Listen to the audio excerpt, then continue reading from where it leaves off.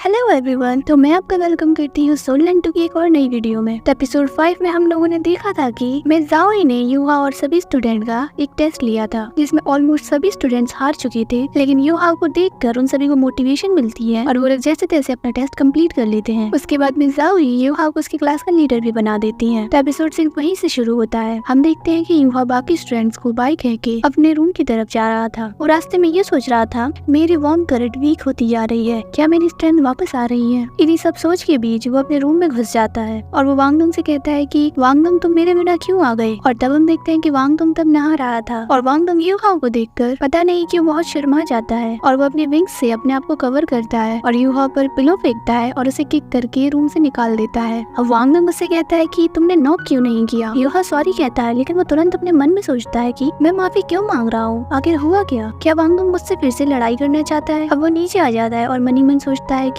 उसे शर्माने की क्या जरूरत, आखिर हम दोनों लड़के ही तो हैं। और तभी हम देखते हैं कि तांग्या उसका कान खींचकर कहती है कि मैंने कहा था ना कि आज रात तुम मुझे यहाँ पर मिलना। और तांग्या उसे अपने साथ ले जाती है और युवा कहता है कि आखिर हम कहाँ जा रहे हैं। और तांग्या उसे बताती है कि जब हम वहाँ पहुँचेंगे तब तुम जान जाओगे। तांग्या युवा को एक फिश स्टॉल देती है जिसमें वो फिश ग्रिल करके बेच सकता है। उसके बाद शाम को वो लोग मार्केट प्लेस में चले जाते हैं। अब युवा फिश ग्रिल करना शुरू कर देता है। तांग्या को युवा की ग्रिल की हुई फिश बहुत पसंद है। वो युवा से कहती है कि तुम अच्छे से जानते हो कि हीट को कैसे कंट्रोल करना है। अब तांग्या आगे कहती है कि कैफेटेरिया में मिसेस लिन ग्रिल फिश को 1 कॉपर कॉइन में बेचती है, लेकिन तुम्हारी स्किल्स के साथ तुम इसे 5 कॉपर कॉइन में बेच सकते हो। अब युवा कहता है टीचर तांग्या, मिस्टर बेबी कहाँ है। और तांग्या कहती है कि तुम्हें परेशान करने की कोई जरूरत नहीं है, इसमें मैं तुम्हारी मदद करूंगी। सो अब युवा फिश को ग्रिल करता है और तांग्या कस्टमर्स को अट्रैक्ट करती है। वो कस्टमर्स के पीछे पीछे घूमती है, लेकिन उसकी फिश कोई नहीं खरीदता। तो उसने फिश की प्राइस को चेंज करने का सोचा। अब फिश की प्राइस 5 से 4 कॉपर कॉइन हो गई थी, लेकिन फिर भी कोई नहीं आता और प्राइस को घटाते घटाते आखिर में उसे 1 कॉपर कॉइन ही करना पड़ा। एंड स्टिल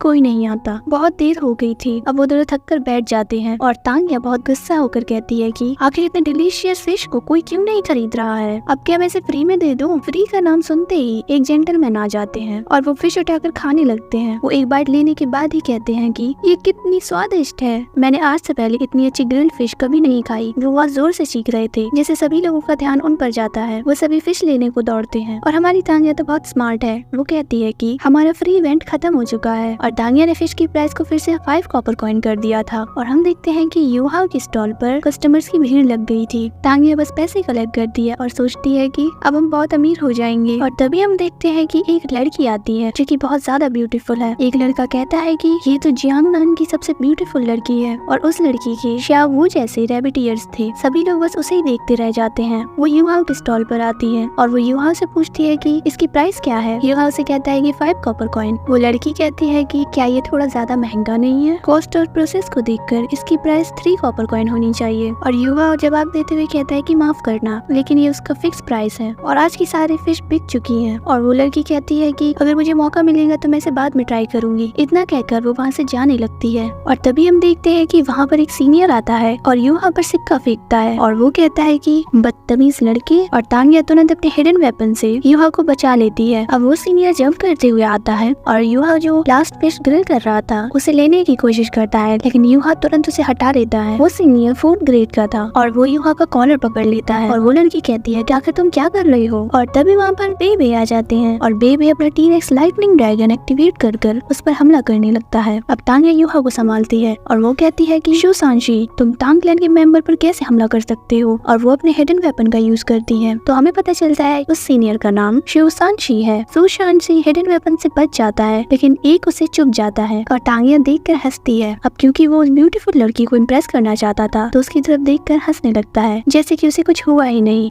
उफ लड़की। और वो लड़की सब समझ ही जाती है। अब वो सीनियर तांग्या से कहता है कि ये मत सोचना कि मैं तुमसे लड़ाई नहीं करूंगा। और तांग्या तो है ही बहुत बहादुर। वो भी जवाब देते हुए कहती है कि तो आ जाओ, मैं तुमसे नहीं डरती। और तभी बेबे कहते हैं कि तुमने आज मेरे छोटे भाई को परेशान किया है, आज तुम्हें इसका हिसाब देना होगा, तो चलो सोल एरिना में जाकर लड़ते हैं। और शू सांशी कहता है कि तो क्या हुआ, वो तुम्हारा छोटा भाई है, अगर ये जियांगनान को रिस्पेक्ट नहीं देगा तो मैं उसे नहीं छोड़ूंगा। ओके, मैं आपको थोड़ा समझा देती हूँ। तो शू सांशी और जियांगनान जो कि उस रैबिट ईयर्स वाली लड़की का नाम है, दोनों ही जियांगनान क्लैन से हैं और सीनियर शू सांशी और बेबे दोनों एक ही क्लास में हैं। तो उसकी ये बातें सुनकर तानिया कहती है कि बेबे तुम आखिर अभी तक इससे बातें क्यों कर रही हो, इसे जल्दी सबक सिखाओ। अब वो सभी सोल एरिना में जाते हैं। सारे स्टूडेंट्स इसी बारे में बात कर रहे होते हैं। वो कहते हैं कि क्या तुमने सुना एक बड़ा कंपटीशन होने वाला है, चलो चल के देखते हैं। सारे स्टूडेंट सोल एरिना की तरफ भागते हैं। शू सांशी और बेबे दोनों ही आउटर कोर्टयार्ड में बहुत फेमस हैं। अब हमें सोल एरिना के अंदर का सीन दिखाया जाता है जहाँ पर बहुत सारे स्टूडेंट्स इन दोनों का बैटल देखने आए थे। उन सभी को देखकर युवा तानिया से कहता है कि सीनियर बेबे और शू सांशी के बीच की लड़ाई ने बहुत सारे ट्रेनीज को अट्रैक्ट कर लिया है। और तानिया जवाब देते हुए कहती है कि ये तो होना ही था क्योंकि वो दोनों ही बहुत स्ट्रॉन्ग है। बेबे 10,000 साल पुरानी सोल रिंग के साथ स्ट्रॉन्गेस्ट अटैक सोल मास्टर है और शू सांशी 10,000 साल पुरानी सोल रिंग के साथ स्ट्रॉन्गेस्ट डिफेंस सोल मास्टर है। तानिया की ये बातें सुनने के बाद युहा कहता है कि क्या सच में सीनियर्स इतने ज्यादा स्ट्रॉन्ग हैं? और तभी हम शू सांशी को देखते हैं जो टांग क्लैन की वेपन की वजह से दर्द में था और बेबे उन वेपन को बाहर निकालता है और ये शू सांशी के लिए थोड़ा दर्दनाक था। वो बेबे से कहता है कि तानिया तो बहुत बेरहम है, वो तो सीधा मुझे मार ही डाल रही थी। तो इन्हीं सब बातों के बीच एक जूनियर लड़की आती है। वो उन दोनों से कहती है कि आप दोनों अरीना में आ सकते हैं क्योंकि सभी आ चुके हैं। और लड़की को देखते ही शू सांशी स्टाइल मारने लगता है और वो कहता है जैसा तुम कहो हम अभी आते हैं, थैंक यू जूनियर। ये देखकर वो लड़की भी बिल्कुल फ्लैट हो जाती है। अब वो दोनों वहाँ से चले जाते हैं। पूरे अरीना में बहुत शोर हो रहा था और युहा भी बहुत खुश था।